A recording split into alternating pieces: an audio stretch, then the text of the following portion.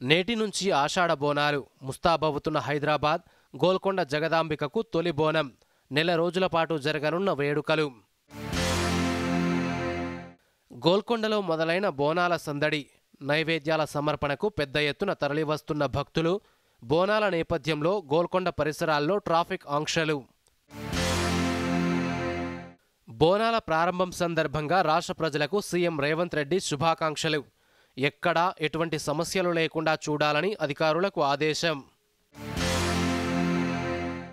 విద్యా వ్యాపారాన్ని నియంత్రించాలన్న సీఎం రేవంత్ రెడ్డి. పాత ఫీజులతోనే ఇంజనీరింగ్ కౌన్సిలింగ్ నిర్వహించాలని పునరుద్ఘాటన. ప్రభుత్వ పాఠశాలల్లో పెరిగిన విద్యార్థుల నమోదు. కలెక్టర్లు వారానికి 2 స్కూళ్లను సందర్శించాలని సీఎం రేవంత్ రెడ్డి ఆదేశం. సూర్యాపేట కోదాడ బైపాస్ వద్ద రోడ్డు ప్రమాదం.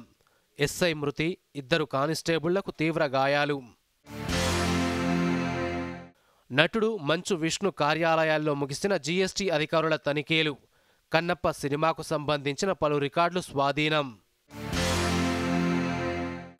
నేడు పీజీ ఈసెట్ ఫలితాలు విడుదల.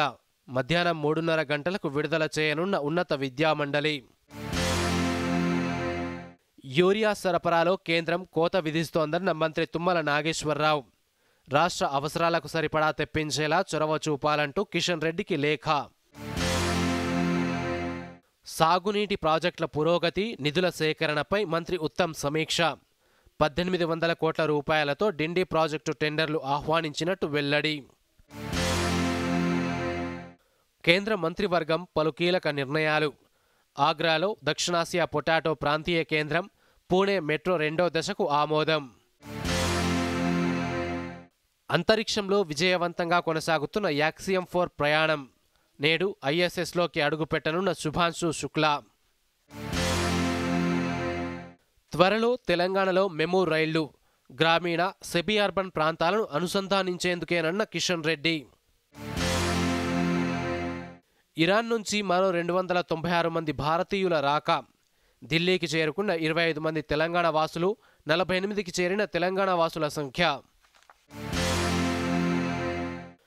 పాక్కు రహస్య సమాచారం చేరవేస్తున్న నేవీ ఉద్యోగి అరెస్ట్.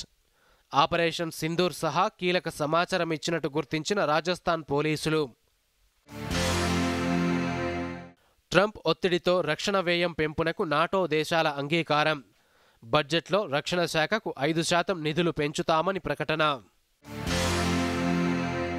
ఐసీసీ టెస్ట్ బౌలర్స్ ర్యాంకింగ్స్లో అగ్రస్థానాన్ని నిలుపుకున్న బుమ్రా. కెరియర్ ఉత్తమ ర్యాంకును చేరిన రిషబ్ పంత్. శ్రీశైలానికి భారీ వరద. జూరాల నుంచి 1,00,000 క్యూసెక్కుల ఇన్ఫ్లో, 861 అడుగులకు చేరిన నీటి మట్టం. హిమాచల్ ప్రదేశ్లో ఆకస్మిక వరదలు. 2 మృతి, 20 మంది గల్లంతు. బంగాళాఖాతంలో కొనసాగుతున్న ఉపరితల ద్రోణి. తెలంగాణ సహా పలు రాష్ట్రాలకు 3 రోజుల వర్ష సూచన.